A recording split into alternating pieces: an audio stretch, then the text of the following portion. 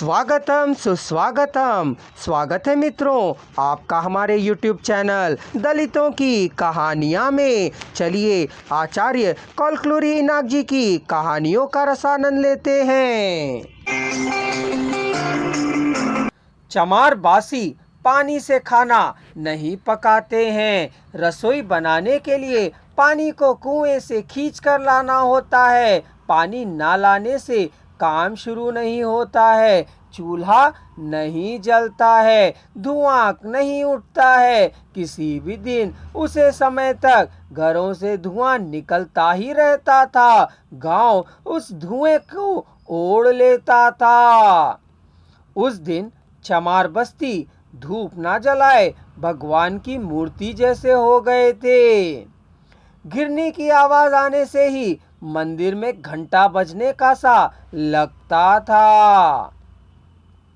पानी लाने से ही चरणामृत और प्रसाद का वितरण हो सकता है ना। उस दिन पूजा अभी तक नहीं की गई थी।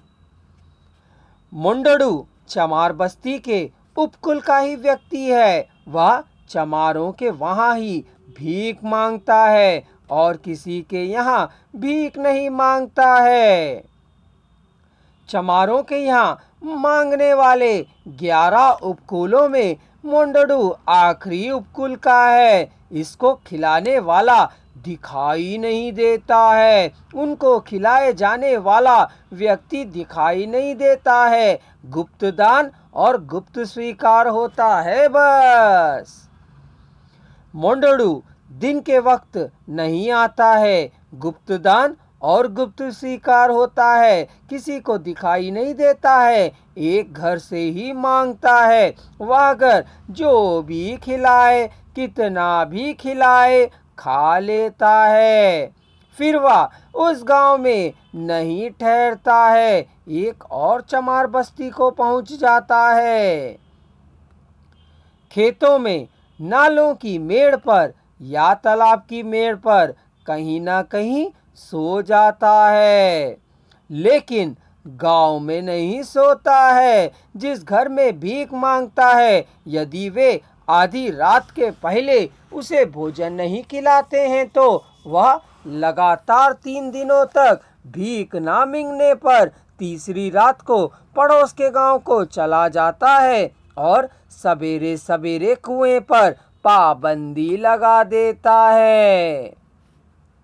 उसकी भूख ना मिटने पर ही पाबंदी लगती है, ऐसा माना जाता है।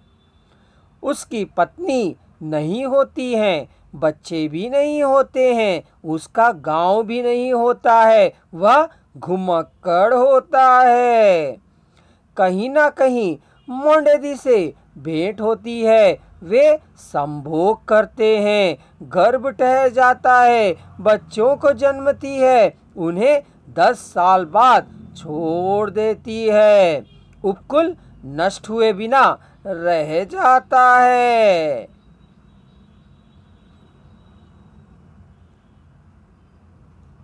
पाबंदी लग जाने पर उससे छुटकारा पाने के लिए मुंडड़ू को भोजन कराना होता है। जितना चाहे उतना खिलाना होता है। शेष बचने जितना भोजन खिलाना होता है।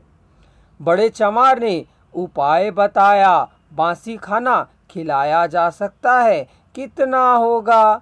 जितना हो उतना। उसका पेट भरने के लिए सभी घर वाले को तैयार रहना पड़ता है। चमार वैसे ही गरीब होते हैं। जिस दिन का उस दिन मिल जाना ही बहुत मुश्किल होता है। खाने के बाद शेष रहना आश्चर्य की ही बात है। यदि हाथ में काम हो तो फाके करने की जरूरत नहीं होती है। सभी खेतियार मजदूर ही हैं। रात को ही घड़ों को धोकर उल्टा कर रख देते हैं। जिस घर में बड़े बूढ़े और बच्चों वाले रहते हैं, उस रात में पकाए घड़े में पानी और नमक डालकर चावल डाल देते हैं।